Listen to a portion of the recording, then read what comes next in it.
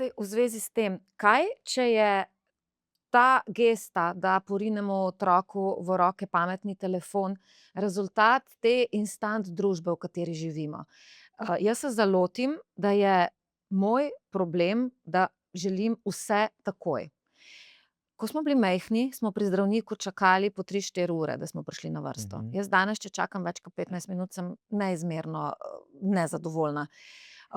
Vse danes ustvarimo potrebo, čez 2 dni je izpolnjena, pa še veliko sem rekla, po možnosti bi bila lahko izpolnjena danes popoldne. Vse je na dosegu roke, vse je lahko, dobavljivo, vse je tukaj takoj. Tudi nismo pripravljeni, da nas skrbi za otroka 10 minut. Mi moramo v vsakem trenutku vedeti, kje je. Tista, živčnost ali pa nesigurnost, da, ne vemo, že 5 minut se zdi cela večnost dandanes.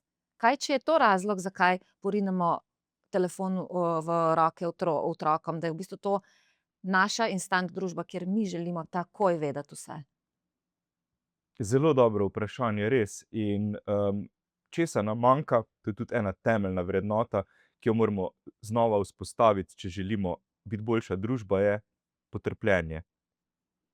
Za prijatelje si je treba čas vzeti in znati tudi malo potrpeti, ne, je rekel Andrej Šifrer.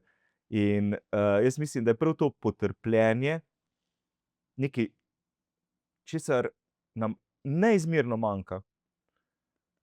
Tudi jaz sem se navadil potrpljenja prav pri zdravnikih, ki ste jih prej omenili v čakalnici. Namreč hudo sem zbolel, ko sem bil star 6 let, dobil sem, vnetje srčne mišice, endokarditis in zaradi tega sem bil zelo veliko pri zdravnikih. Tudi 17 let dobival antibiotike, tako da sem bil res veliko v čakalnicah. Ampak se mi je zdelo to normalno. Počakal sem uro, 2, včasih 3. Vmes ste brali knjige, Vmes predvidevam? sem bral knjige, pa tudi če nisem bral, tudi če nisem imel s sabo knjige, sem pa opazoval ljudi. Ali pa razmišljal. In sem se navadil tudi biti sam s sabo. In jaz mislim, da moramo se tudi namenoma zopet postaviti v tako pozicijo, tudi svojim otrokom omogočiti nekaj potrpljenja in jim dati tisto, kar smo jim odvzeli. Kako? Dolgčas smo jim odvzeli. Kako? Ja tako, da smo jim dali zaslone v roke ali pa smo jih dali pred računalnike, tam jim res ni dolgčas. Saj tudi vam čakate na avtobusni postaji, pa na hitro, pa meni, ne, da ne vas tu potunjkal nekam, na hitro pogledam na telefon in pač pogledam, kaj se dogaja, tako da mi čas Mine mine. 15 minut, Ja, pa sploh in ne veš, to kdaj. vsi počnemo, ne. In jaz mislim, da otroci nujno rabijo dolgčas. Zato, ker je to kreativen čas, ker se nam takrat v glavi začnejo razvijati nove ideje. Odrasli pa ravno tako. Torej, fino je, če nam je kdaj malo dolgčas, nepotrpežljivi pa smo v takih trenutkih, ker vemo, da je pri roki nekaj, kar nas lahko instantno poteši. Zdaj, lahko bi potegnili eno črtico koke, tega jaz ne počnem, ampak in tudi nikoli nisem. To zdaj prvič javno razkrijem in tudi verjetno nikoli ne bom. Imam pa s sabo pripomoček, ki deluje podobno, ne. Pač dobimo neko instantno potešenje, izjemno hitro in, nas zadovolji te informacije, ne. Dobimo tisti dopaminski šok, ki nas poteši in gremo dalje. In zato več kot 100-krat na dan pogledamo na telefone, kaj je na drugi strani. Gre prav za to, za zasvojenost.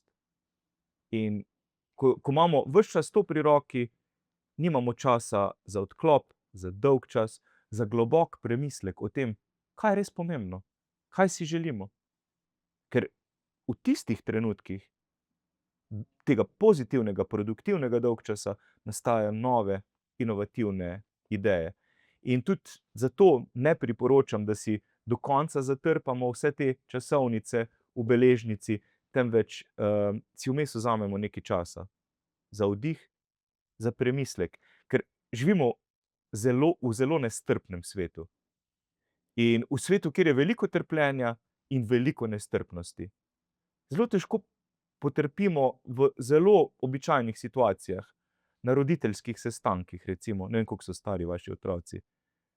6 pa 9. No, verjetno ste bili tudi na kakem roditeljskem sestanku in na koncu tega sestanka potem starši sprašujejo še marsikaj, takrat se nam začnejo potem rolati oči kot tem napravam, slot machines oziroma igralnim napravam, ne, ker zavijamo z Ampak a očmi. veste zakaj? Zato, zaradi- ker imam v svoji beležnici zapisano roditeljski sestanek, ki se začne ob 17. in jaz si moram dati časovno okno in si zapišem do 18.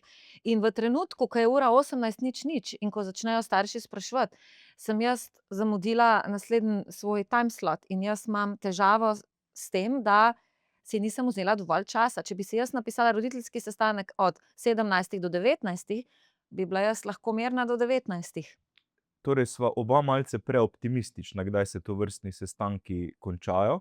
In dajmo si malo več časa vzeti za to, pa ne samo zato seveda, da je konec sestanka pravočasno, ampak mogoče tudi zato, da si vzamemo še malce več časa namenoma, da lahko v miru pokramljamo z drugimi starši, ker takrat zveste pa res zanimive stvari potem po koncu sestanka. Se malce podružimo, tega nam manjka, ne, tega dodatnega časa, ki si ga je verjetno prav dati po sestankih.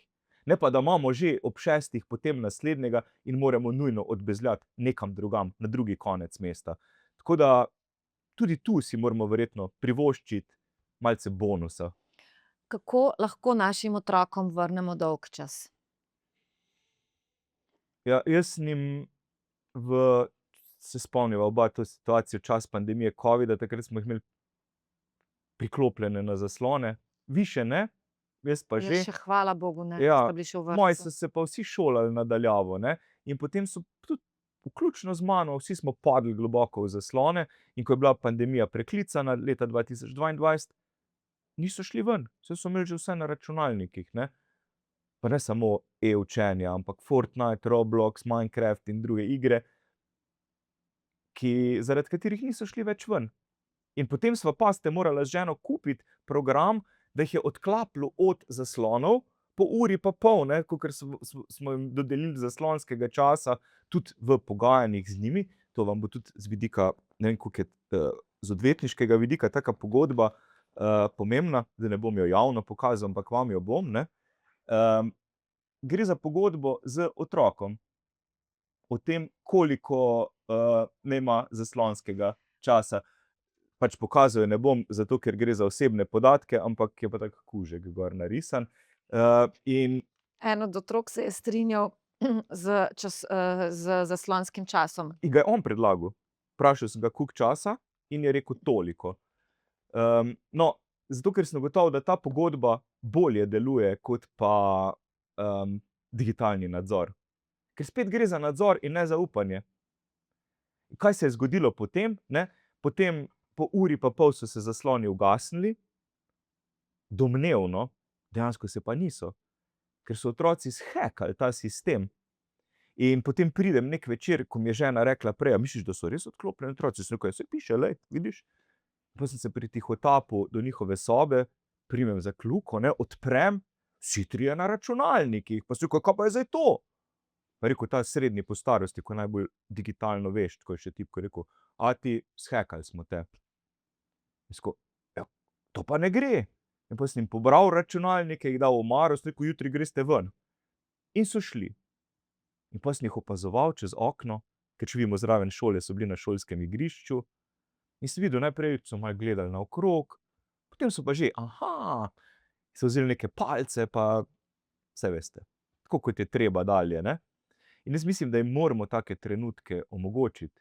Ker ko so prišli nazaj, sem jih vprašal: "Ste v redu? Mislim, vse okej z vami? Imate kako tresavico ali kaj podobnega?" "Ne, zdaj se zunaj igramo." Še boljša ločljivost je zunaj kot na zaslonu. Pri kateri starosti po vaši strokovni presoji je okej, da damo otroku v roke pameten telefon? Zdaj, okej je takrat, ko je človek dovolj zrel, in tudi ni okej ga mogoče dati vsem odraslim, mimogrede. Jonathan Haidt v knjigi Tesnobna generacija, ki jo res priporočam v branje, priporoča, naj bo ta meja 14 let, če je seveda otrok dovolj zrel za to. in 16 let za omrežja, kar bi morala biti tudi, kar bo z vidika vašega poklica zanimivo, neka jasno opredeljena zakonska meja. Zdaj mladi dobijo v roke telefone prezgodaj, vzgojiteljice mi pravijo, da jih v vrtec prinesejo s sabo. In to je vsekakor prezgodaj za mladega človeka. Sploh, če se mu odprejo na stežaj vse informacije tega sveta, od Gaze, Ukrajine, pornografije, vse to lahko vidi, pogleda in seveda bo šel to pogledat. Kaj ste pa mislili? Saj verjetno bi jaz tudi, ko sem bil toliko star, bi me zanimale take stvari, kaj se dogaja po svetu. In mislim, da jim lahko nekaj tega prihranimo za kasneje v življenju. Kaj pa je večja past? To, da jim zaradi njihove varnosti in zaradi prepričanja, da jim delamo dobro, ne damo v roke telefonov, ali to, da so v svoji generaciji zaradi tega izobčeni, ker vsi ostali telefone imajo. In potem ti si nekaj posebenega, to je tako, kot ko so bili pri nas določeni otroci, ki so bili pač čudni. Danes so otroci, ki starši doma furajo brez zaslonske družine, so čudni. Kaj je za otroka hujše?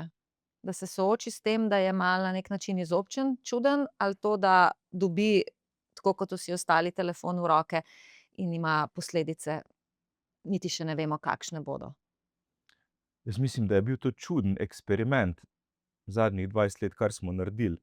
Dali vsem mladim telefone v roke, kakšna je posledica, tudi to opisuje Jonathan Haidt v omenjeni knjigi,